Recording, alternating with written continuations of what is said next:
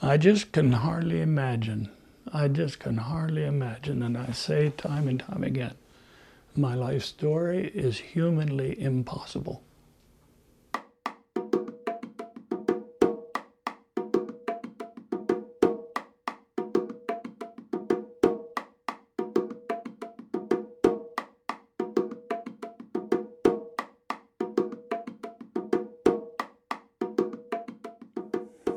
Well, it all started when I was 5 years old, when Loynis was here on his first furlough from India, missionary. What happened then in church, he had the children's meeting, and he had these little trinkets that carved gods that he had brought from the Hindu people, taught us a Hindu song, and I was captivated, and I was 5 years old, and I decided I wanted to be a missionary.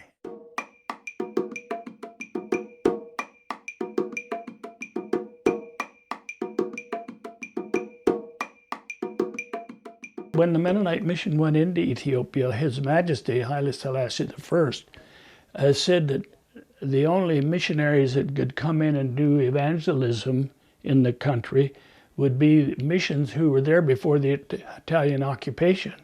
And the Mennonite mission hadn't been, so the only way we could come in was as a relief agency. And the understanding was that we would not do any evangelization in the town or in the villages because it was a Christian area. So we just got interested in the people. We were happy with them, and our children played with the Ethiopian workers who lived on the compound, their children. Daisy has always been very concerned about the disadvantaged. She has a real heart for people who are poor or disadvantaged, and so she soon made good friends with the people in the villages and would go out and work with them, and then she taught classes to the girls and made mottos and things like that. We were the first missionaries that had Ethiopians sleep in our house, and that gives you a little idea of how we felt about relating to them.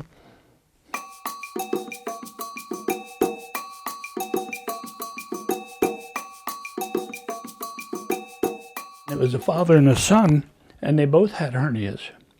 And so I operated on them. But I noticed that when the Ethiopian employees, they put them over against the wall at one side of that 32 beds room, and I began to notice that when the workers would get near them, they would just walk around. They wouldn't go past their beds. They would go over 2 or 3 beds away. And so I said, well, what is it about these two men that you do that? And they said, well, they're not people in the Amharic language. And I said, And they looked like people to me.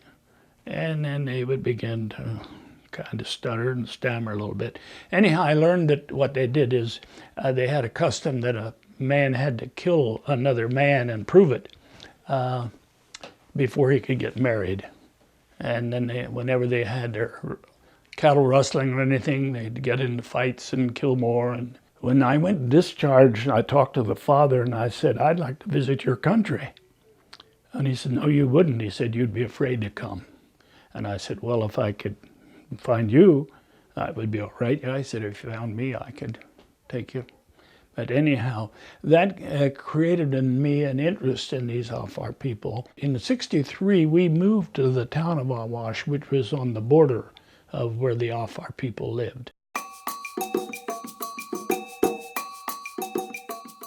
In my going there, the mission administration, they couldn't understand why I would leave a city of 30,000 people to relate to the nomads.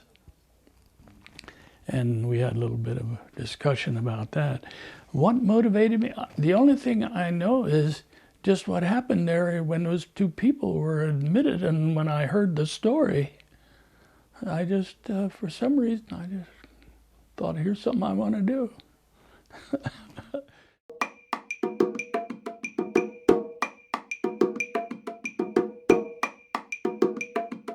Very seldom would you think about, I'll do this because what'll happen from there.